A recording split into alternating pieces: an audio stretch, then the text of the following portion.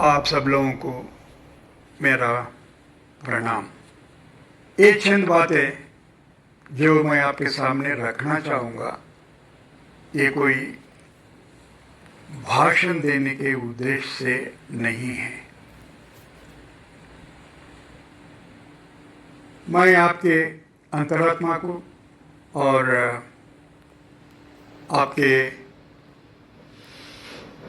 सोच विचार को मर्यादा रखते हुए कुछ शब्द आपसे कहना चाहूँगा। क्यों मैं आपसे ये बात करना चाह रहा हूँ, मुझे बताने की ज़रूरत नहीं है। अभी उपराष्ट्रपति के चुनाव 2-3 दिन में आने वाले हैं और मैं आप सबसे दरखास्त करूँगा, अपने पार्टी के हित में नहीं लेकिन देश के हित में सोच समझकर आप मतदान करिए। मुझे पूरा विश्वास है आप जो भी निर्णय लेंगे वो मेरे हित में और आपके हित में नहीं लेकिन देश के हित में आपका निर्णय होगा। जो भी आपका निर्णय होगा मैं स्वीकार करने के लिए तैयार हूँ। ये देश आपकी है, मेरी है और अपने सबकी है। इस देश को संभाल के रखने में मेरे से भी ज़्यादा आपकी बहुत जिम्मेवारी है, क्योंकि आप माननीय सदस्य हैं पार्लियामेंट के। यहाँ केवल उपराष्ट्रपति के लिए वोट नहीं है, यहाँ भारत की आत्मा के लिए वोट है। आइए हम सब मिलकर अपने गणतंत्र को मजबूत बनाएं और एक ऐसी विरासत बनाएं जिस पर आने वाली पीढ़ियां गर्व कर सके। साथियों नमस्कार, आदाब, सत श्री अकाल, जय भीम, जोहार। मैं डॉक्टर दशरथ नूनिया, प्रदेश अध्यक्ष अम्बेडकर पार्टी ऑफ इंडिया। आज की इस चर्चा में मैं आपका स्वागत करता हूं। और आज जो चर्चा हमारी उपराष्ट्रपति चुनाव के संदर्भ में है, आप सभी जानते हैं कि कल यानी 9 सितंबर को भारत में उपराष्ट्रपति के चुनाव जो है वो होने जा रहे हैं। क्योंकि जिस तरीके से उपराष्ट्रपति धनखड़ का इस्तीफ़ा लिया गया, ये अभी तक संवैधानिक सवालों के दायरे में है। और जब तक जगदीप धनखड़ सामने आकर और वो स्वीकार नहीं कर लेते कि उन्होंने इस्तीफ़ा दिया है, हालांकि वैसे नियमानुसार प्रावधान यह है कि जब भी राष्ट्रपति या उपराष्ट्रपति अपने पद से त्यागपत्र देते हैं तो हस्तलिखित त्यागपत्र तैयार किया जाता है और उसके ऊपर वो हस्ताक्षर करके और जो है वो सुपुर्द करते हैं। आरटीआई से जो सूचनाएं मिली इसके बारे में मैं आपको पिछले वीडियो में बता चुका हूं कि किस प्रकार से, यानी कि एक तरह से जो है आरटीआई में भी राष्ट्रपति सचिवालय ने जो है कई प्रकार से गोलमोल जवाब दिए हैं। तो आज उसके ऊपर तो हम चर्चा नहीं करेंगे। अब चर्चा हम यही करेंगे कि राष्ट्रपति का उपराष्ट्रपति का जो चुनाव हो रहा है तो उसमें 2 उम्मीदवार हैं। एनडीए की तरफ से सीपी राधाकृष्णन उम्मीदवार है और इंडिया गठबंधन की तरफ से बी सुदर्शन रेड्डी, जो कि सुप्रीम कोर्ट के पूर्व जज हैं। मैंने गलती से पिछली वीडियो में इनको हाई कोर्ट का बोल दिया था। एक्चुअली ये सुप्रीम कोर्ट के जो है वो जज रहे हैं। 2 उम्मीदवार हैं। बी सुदर्शन रेड्डी न्यायपालिका से आते हैं और इस दृष्टि से एक गैर राजनीतिक व्यक्ति है।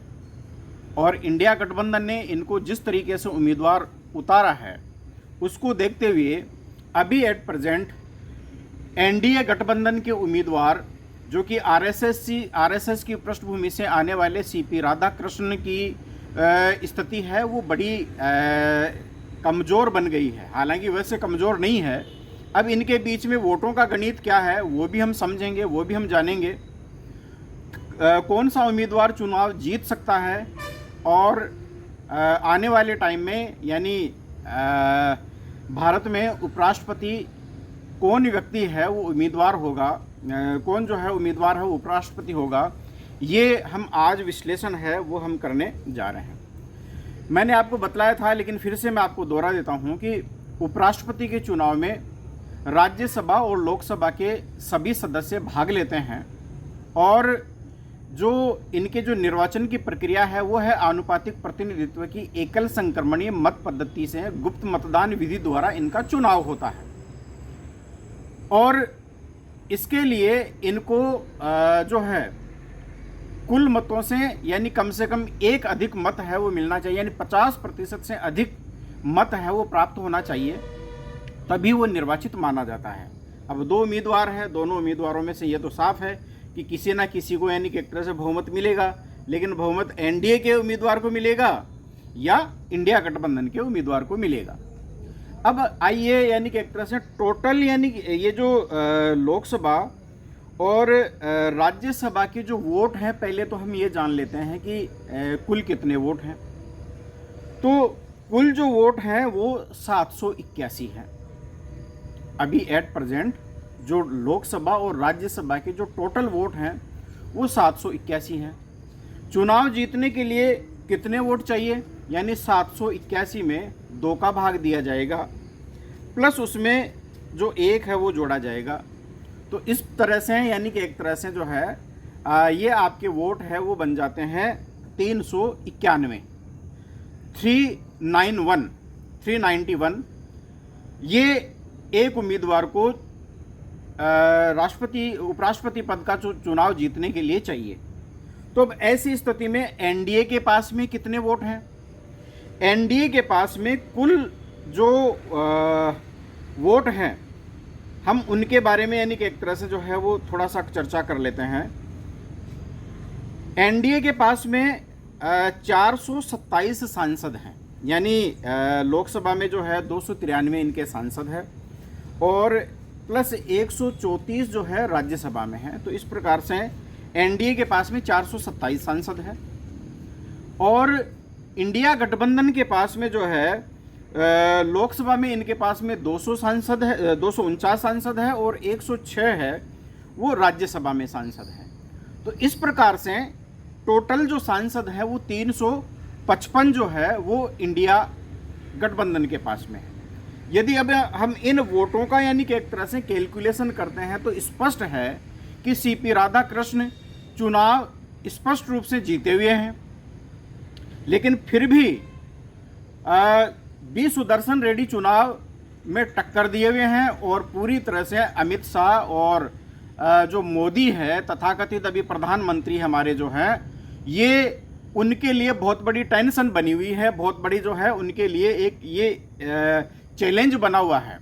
और वो चैलेंज क्यों बना हुआ है? वो चैलेंज इसलिए बना हुआ है कि बहुत सारे जो सांसद हैं वो अभी किसी ना किसी प्रकार से एक तरह से जो है अंदरूनी रूप से जब से गठबंधन सरकार बनी है तो उनको ये लगने लगा है कि अमित शाह और मोदी जो है उनसे छुटकारा पाने का ये सबसे अच्छा तरीका है। यदि उपराष्ट्रपति चुनाव में कुछ सांसद अपने अंतरात्मा की आवाज़ को सुनते हुए, जैसा कि भी मीडिया में जो है चर्चा है, सोशल मीडिया के ऊपर भी जोरों से चर्चा है, और यदि वो इस बात को स्वीकार करते हुए या इस बात अंतरात्मा की बात को मानते हुए यदि सीपी राधाकृष्ण को वोट न देकर बी सुदर्शन रेड्डी को वोट दे देते हैं तो स्थिति है वो दयनीय हो जाएगी। और इन बातों का हवा क्यों मिल रही है? क्योंकि बीजेपी के जो राष्ट्रीय अध्यक्ष जेपी नड्डा है, इन्होंने 2 दिन पहले जो है एक सांसदों के लिए जो है डिनर डिप्लोमेसी का आयोजन किया था, उसको इन्होंने अचानक से कैंसिल कर दिया। संभावना ये थी कि उसमें सारे सांसद नहीं आ रहे थे। तो ये बात है वो कहीं मीडिया में न चली जाए, इसलिए इन्होंने इस डिनर डिप्लोमेसी को जो है चेंज कर दिया और उन्होंने इस भोज को है वो टाल दिया। इसी प्रकार से कल हमारे प्रधानमंत्री मोदी जी जो है वो इसी प्रकार की डिनर डिप्लोमेसी में इन सांसदों को प्रभावित करना चाह रहे थे, लेकिन सूचना मिली कि सभी सांसद नहीं आ रहे हैं तो उन्होंने भी ये जो भोज है वो टाल दिया। तो अब इन बातों को हवा मिल रही है। फिर इसके पीछे और दूसरे कई सारे कारण हैं। आपको पता होगा अभी थोड़े दिन पहले कॉन्स्टिट्यूशन क्लब के जो है चुनाव हुए। कॉन्स्टिट्यूशन क्लब में जो एमपी है वो भाग लेते हैं, जो अभी एट प्रेजेंट जो सांसद होते हैं वो उसमें भाग लेते हैं। तो राजीव प्रताप रूडी जो है उन्होंने बिना अमित शाह और मोदी की हाजिरी लगाए उन्होंने जो है ताल ठोक दी। ये बात है वो अमित शाह को, मोदी को नागवार गुजरी। और मोदी और अमित शाह ने जो है अपने प्रत्याशी को जिताने के लिए एडी चोटी का जोर लगा दिया, लेकिन इसी राजीव प्रताप रूडी को कांग्रेस के द्वारा, सोनिया गांधी और विपक्ष के द्वारा, एनडीए इंडिया गठबंधन के द्वारा सपोर्ट किया गया और अमित शाह को इन चुनाव में, मोदी को इन चुनाव में पटकनी दी गई जबरदस्त तरीके से। अब ऐसी स्थिति में ये सवाल पैदा हो गया क्योंकि कल राजीव प्रताप रूडी और जो है कुछ बीजेपी के तथाकथित जो अमित शाह और मोदी के समर्थक जो सांसद हैं उनके बीच में जो है वो एक बहस का विषय भी बना है और ये गर्मा गर्म बहस बनी है। तो क्या राजीव प्रताप रूडी जैसे जो लोग हैं वो इंडिया गठबंधन के उम्मीदवार को वोट देंगे, या इसी प्रकार से आप भी जानते हैं कि एनडीए गठबंधन जो है नीतीश कुमार और चंद्रबाबू नायडू की बैसाखियों के ऊपर टिका हुआ है, तो उनमें भी असंतोष है, उनको भी साधने का प्रयास है। वो मोदी ने किया था और नायडू के लड़के को जो है मोदी ने बुलाकर और उनके साथ में यानी कि एक तरह से जो है एक गुप्त वार्ता की है। अब ये वार्ता क्या हुई है ये तो सामने नहीं आई, लेकिन ये बातें इससे ये सिद्ध होती है कि कहीं ना कहीं पर इस चुनाव को मैनेज करने का पूरा जो प्रयास है वो हमारे प्रधानमंत्री मोदी जी है वो कर रहे हैं, अमित शाह जो है वो कर रहा है।